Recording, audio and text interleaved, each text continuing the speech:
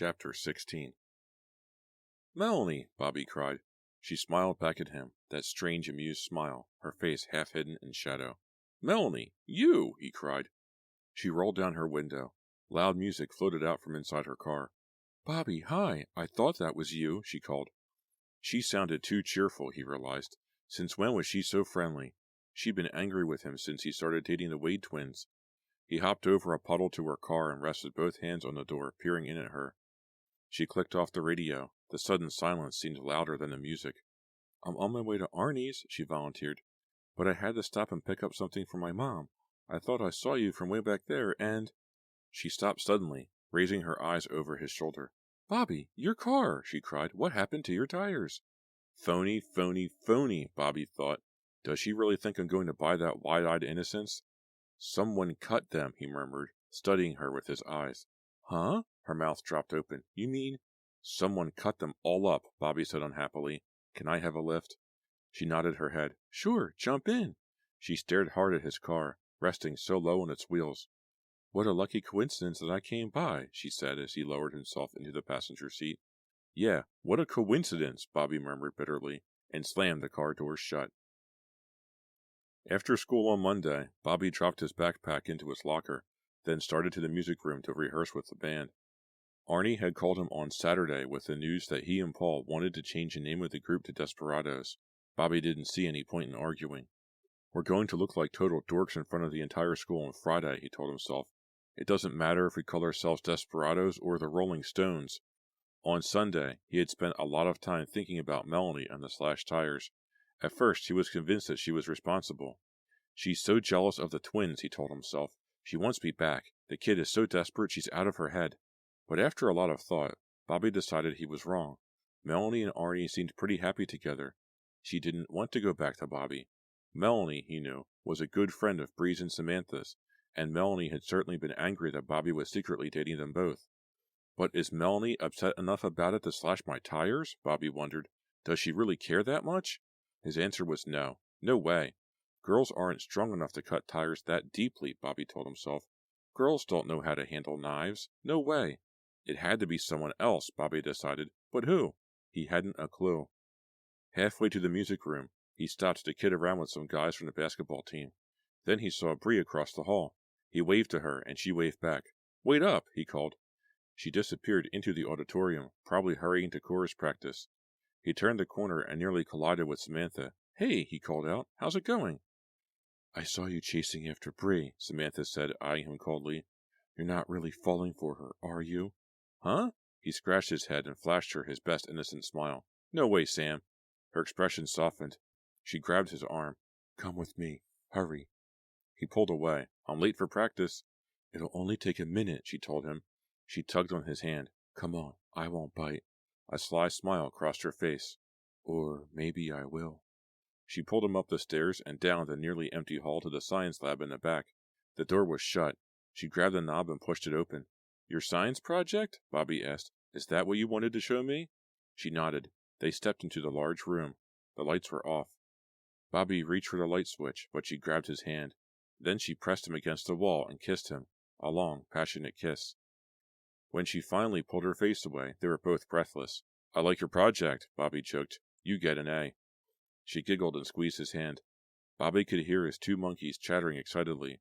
In the dim lights that filtered in through the closed Venetian blinds, he could see them leaping around in their cage at the back of the room. He reached for the light switch, but Samantha pushed his hand away again. "I want to show you something," she whispered. They heard loud footsteps out in the hall, laughing voices of two teachers. Samantha pressed her hand over Bobby's mouth. They remained frozen in the darkness, waiting for the teachers to pass. Samantha lowered her head and took a step into the dark room. Her eyes glowed excitedly in the dim light. "What do you want to show me?" Bobby asked eagerly. A sly smile crossed her face. "Remember I told you there was a way to tell Bree and me apart?" Samantha whispered. "Yeah, I remember," Bobby replied, trying to guess what she was about to say. He grabbed her around the waist. "Kiss me again. I bet I can tell the difference." She pushed him away. "Shut up, Bobby. This is what I want to show you. Look." She reached up and pulled her t-shirt down off her left shoulder. "See?" Bobby leaned in closer, struggling to see what she was showing him. A tattoo. A tiny blue butterfly tattoo on her shoulder. "Cool," he whispered. Bree would never get a tattoo, Samantha whispered. Never. She straightened the neck of her t-shirt. Then she put both hands on his shoulders and pushed him back against the wall. I want you to drop Bree, Bobby, she said through clenched teeth. Huh? Bobby reacted with surprise. She pressed harder, pinning him to the wall. I'm sick of this, she said sharply. I don't care about her feelings anymore. I want you to get rid of her. Well, Bobby hesitated. I mean it, she insisted. Tell Bree you can't see her anymore. Be nice about it, or don't be nice about it. Just get rid of her. I'll try, Bobby promised. No, do it, she said, pushing on his shoulders. I'm telling you this for your own good. I'm not just being selfish. You don't know my sister. You don't want to get involved with her. I've warned you before. Okay, Bobby replied softly. He wasn't sure he wanted to drop Bree. He liked her a lot, but he didn't want to argue about it with Samantha. Samantha leaned forward and kissed him again, a short kiss as if sealing the bargain. The monkeys chattered excitedly in their cage. Bobby clicked on the lights. The 2 long rows of fluorescents flickered on. Have you met Wayne and Garth? Bobby asked, making his way over to them. They hopped up and down, pleased to see him. Look, they think I'm going to feed them. They're so cute, Samantha gushed. I love their curly tails. Bobby poked his finger into the cage and scratched Garth's back. I'd take them out and let you hold one, he said, but I'm really hanging Paul and Arnie up. I've got to go. But I brought you here to show you my project, Samantha replied. She tugged him over to a glass aquarium on the table against the wall. Look, my little guys are cute too. Bobby stared down through the glass lid over the aquarium. At first he saw only the yellow sand that covered the bottom. Then he saw large red insects crawling over the sand. Ants? Samantha nodded, her eyes trained on a cage. I don't think I've ever seen red ants before, Bobby told her. They're enormous. They're cannibal ants, she said, from New Zealand. Wow, interesting, Bobby replied, bending down to get a closer look. What's that they're eating? A dead mouse, Samantha replied. Yum, Bobby grinned at her, then returned his glance to the cage. They're doing a pretty good job. They've chewed that mouse down to the bone. They eat 20 times their weight every day, Samantha said matter-of-factly. Something about the way she said it, something about the cold detachment in her eyes, the tight, almost angry expression on her face, gave Bobby a chill. He stood up. Hey, they're making me hungry, he joked. She didn't laugh. Later, Bobby said, heading to the door. I've got to get downstairs. I'll call you. Yeah, later, Samantha replied absently. He glanced back to see her still leaning over the glass case, staring intently at the swarming red ants. Are you nervous? Arnie asked, scratching a blonde fuzz above his lip. Bobby shook his head. No way, man. We're as good as we're going to be. Paul laughed. Is that a compliment or a put-down? Bobby laughed but didn't reply. They were standing backstage in the auditorium, waiting for their turn in the spring show. I just wish they'd let us tune up before we go on stage, Bobby grumbled. You don't have to tune up a keyboard, Paul said. You know what I mean, Bobby replied sharply. What if the balance isn't right? What if my amp is too loud or too soft? What if one of the amps is busted or something? They should have given us a few minutes to check out the system. Yeah, you're nervous, Arnie muttered.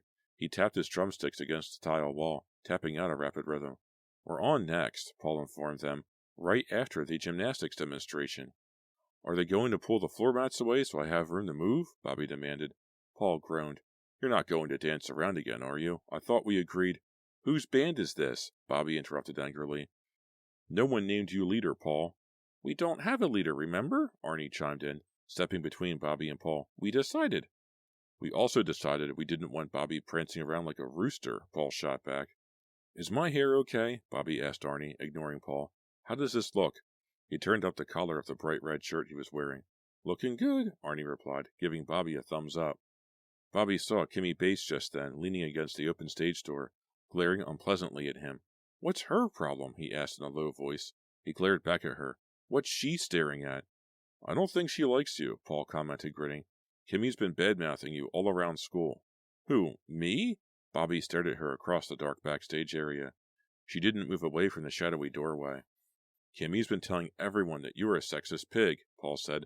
Bobby laughed. She's just jealous. He shook his head. Sorry, Kimmy, he said in a low voice. I wish I could give you a break, but I just don't have time for all the bow-wows in this school. Arnie laughed and slapped Bobby on the back. Paul started to say something, but he stopped when loud applause and cheers rose up from the auditorium. The gymnastics display had ended. Kids were pulling away the floor mats. Mrs. McCullough, the show director, was shouting for everyone to get quiet so the band could come on. "Here we go, guys," Bobby said, adjusting his shirt collar as he headed onto the stage. "Here come the Desperados!" Arnie exclaimed. They were greeted by a mix of cheers and hoots as they stepped onto the brightly lit stage. Bobby turned to gaze out at the audience, but the auditorium was too dark to make out any faces beyond the first 2 rows. Their instruments had been placed at the back of the stage. Bobby picked up his white Fender Strat and slipped the strap over his shoulder. He saw that Arnie had a nervous frown on his face as he climbed behind his drums. Paul rolled his keyboard center stage. Bobby bent to turn on his amp. It let out a low buzz. He turned it up nearly as high as it would go. It might drown out Paul a little, he thought, but so what? He stepped in front of Paul. "Hey, move aside, man, you're blocking me," Paul protested. Bobby pretended not to hear him. He turned back to Arnie. "Ready?" Arnie raised the drumsticks in one hand. "Let's do it!" Bobby pulled a pick out of his pocket. He strummed the pick over the strings. A hard jolt, like a punch in the stomach, sent him sprawling backward. Stunned, he heard a loud crackle. The crackle became a roar. His arms flailed helplessly above his head as his body jolted again. Again. "I can't breathe," he thought, just before he dropped into a shimmering pool of deep, endlessly deep blackness. Chapter 17. Bobby blinked his eyes. Gray faces floated in the misty light above him. Gray faces, open-mouthed, eyes wide with worry. He blinked again. The faces didn't go away. This is death, he thought. Floating gray faces. I'm dead. He opened his eyes, someone said. "He's breathing okay," another voice. The mist swirled above him. The faces shifted and moved. "Don't try to sit up," someone said. "No, make him sit up," another voice argued. Bobby began to recognize faces. Mrs. McCullough, her features strained. Arnie, a strange, frightened smile on his lips. Melanie, staring down at him blankly. Kimmy, her face just as expressionless as Melanie's. "Am I dead?" Bobby's voice came out a choked whisper. Someone laughed. "You'll be okay," Mrs. McCullough whispered. "You had a bad shock. We sent for an ambulance. Do you think you can sit up?" "But am I dead?" Bobby repeated. The faces floated in and out of the mist. He had to get an answer to that question. He had to. "You're going to be fine," Mrs. McCullough assured him. "Hey, check this out!" Bobby heard Paul's voice from somewhere in the distance. The faces turned in the direction of the voice. "The amp lead wire. It's been cut," Bobby heard Paul exclaim. Bobby sat straight up. Paul's words brought him back to life. The mist vanished. The faces floated back. "What did you say?" Bobby asked, squinting across the dimly lit auditorium stage. He saw Paul near the back, holding the amp wire in one hand, examining it closely. "The lead wire is totally frayed," Paul announced. "Looks like somebody cut it." "No wonder you got shocked, man," Arnie cried excitedly. "Why is he grinning like that?" Bobby asked himself. "Is he just stressed out because I got zapped?" Melanie and Kimmy stared down at him, their eyes narrowed, their lips in tight lines. Bobby suddenly pictured the slashed tires in the mall parking lot. He stared across the stage at the frayed cord still in Paul's hand. "What's going on here?" he asked himself, staring from face to face. "Is someone trying to kill me?" "Do you think it could have been Bray?" Bobby pulled off his sneakers, cradling the cordless phone between his chin and shoulder. He listened to Samantha's gasp of surprise at the other end of the line. Kicking his sneakers across the room, he settled onto his bed, gazing up at the ceiling as he talked into the phone. "Someone messed up the wire," he told Samantha. "Someone really wanted to zap me." "Don't you think it could have been an accident?" Samantha suggested. "The cord was cut," Bobby told her, lowering his voice as his mother walked past his room. "It was a brand new cord. It wouldn't fray overnight like that." "Wow," he heard Samantha murmur. "So, do you think it could have been Bree?" he asked her again. "I mean, do you think she could have found out about you and me?" I don't think so," Samantha stammered. "I mean, I think she suspects something, but I really don't think—" Her voice trailed off. "Well, if she did find out I was seeing you," Bobby demanded, staring up at the ceiling, "she wouldn't do anything really berserk, would she?" "I warned you about my sister," Samantha replied softly. She really could do anything."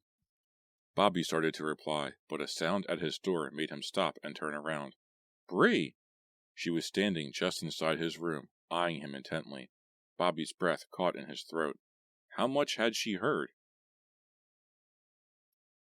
Chapter 18. Bree took a few steps into the room, her eyes locked on his. "Talk to you later," Bobby said into the phone. He turned it off and dropped it beside him on the bed. Then he swung his feet around and sat up.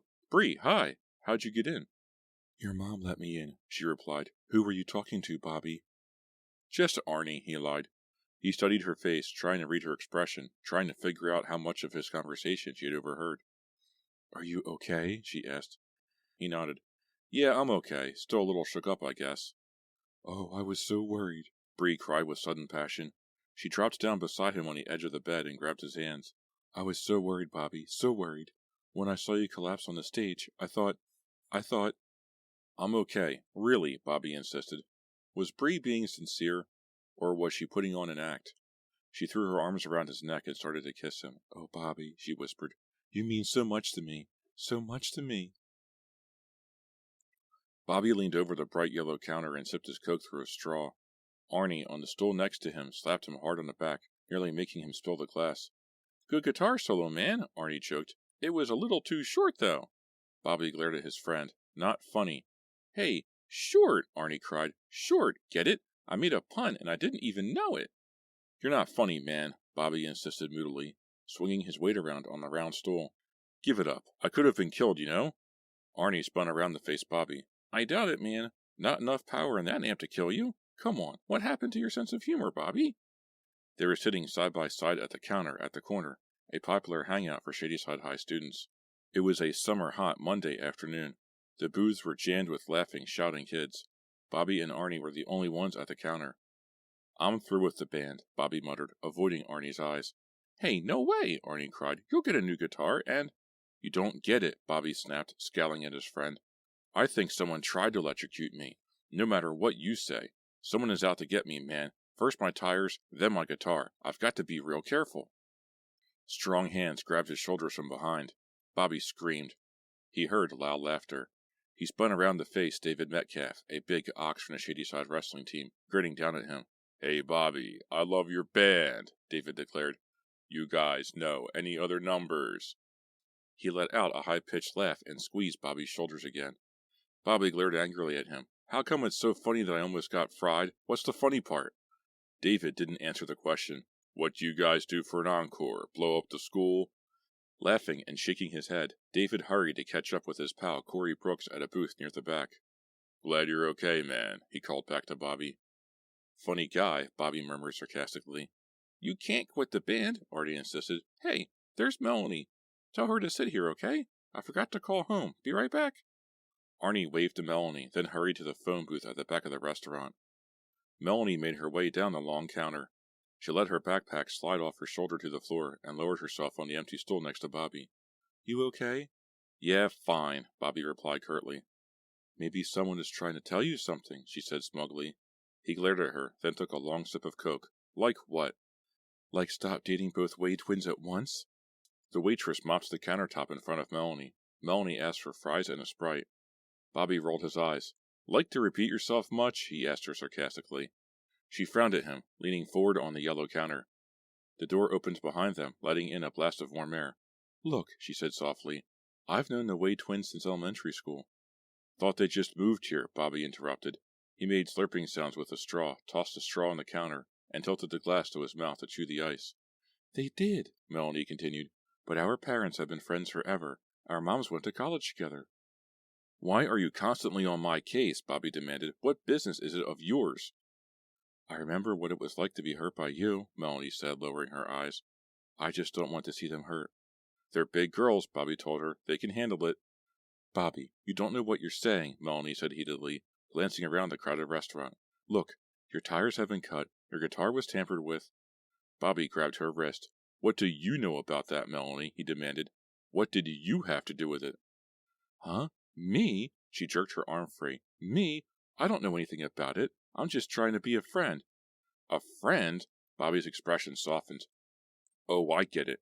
You want me back. Is that it, babes? He shook his head, laughing to himself. Is that what all these warnings are about? You want Bobby the man back, huh? I should have guessed. He leaned toward her and nuzzled her neck with his nose. Maybe you and I should go talk about this, Mel. Somewhere private. Melanie let out a groan of disgust. You really are a pig, aren't you? She murmured, pulling away from him. Well, Bobby, I know it's hard to believe, but I don't want you back. No way. Bobby jumped to his feet and tossed $1 onto the counter. I wasn't serious about getting back with you.